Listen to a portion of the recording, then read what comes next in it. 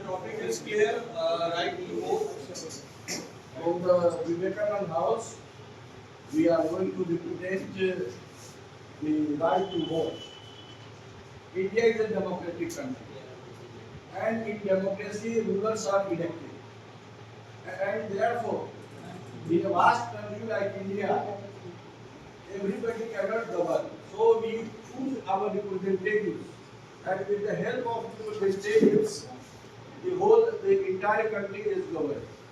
So representatives are chosen by the rights of vote, voting rights. So voting rights of an individual is the freedom to choose, choose his candidates or representatives. As far as right to vote is concerned, sometimes there is a debate whether it is a constitutional right or a fundamental right. Recently, the Supreme Court order has clearly said that right to vote is a constitutional right. Now, right to vote is mentioned under the Article 326 in the Constitution. Article 326 specifically guarantees the right to vote to every citizen above the age of 18 years, irrespective of their caste, creed, gender, or religion, subject to certain exceptions as prescribed by the law. When we got our independence, every citizen who were above 21 years of age was given right to vote. But by an amendment, 61st Amendment, in the year 1988, the voting age has been lowered for the election of Lok Sabha and legislative assemblies from 21 years to 18 years. So, right to vote has a very great role in our life. It has great importance because voting rights helps us to choose our leaders who guide our nation. Voting rights allows everyone to share their ideas and their preferences in the democratic process. By voting, we can remove the bad leaders or corrupt leaders, and by voting, we can choose good leaders and political parties who make our country great. Now we have to see what are the conditions for the disqualification from voting rights.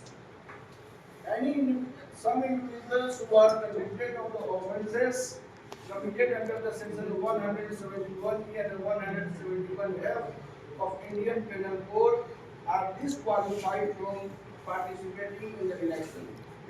If an individual votes in more than one constituency, his vote is disqualified. And in the third condition, those convicted of offences under section 125, 135 and 136 of the Representation of People's Act face disqualification from the elections. Now, what are the challenges before the election? Since elections are run through the political parties and some families tend to dominate the political parties, and everywhere their relatives are given tickets. Normal men, normal citizens do not get adequate participation in the election. Yes.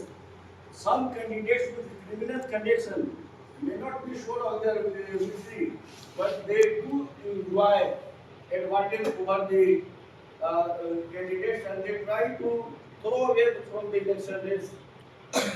Number three, each political parties and candidates may not be sure of their victory, but they do enjoy favorable condition against the poor and weak candidates which are financially weak. Sometimes the main two parties are similar in their programs and policies. They do not offer they do not offer a real choice before the candidates. So candidates are confused. Yes, voters Voters are confused which party to give or which party not to give. So these are the challenges of the party.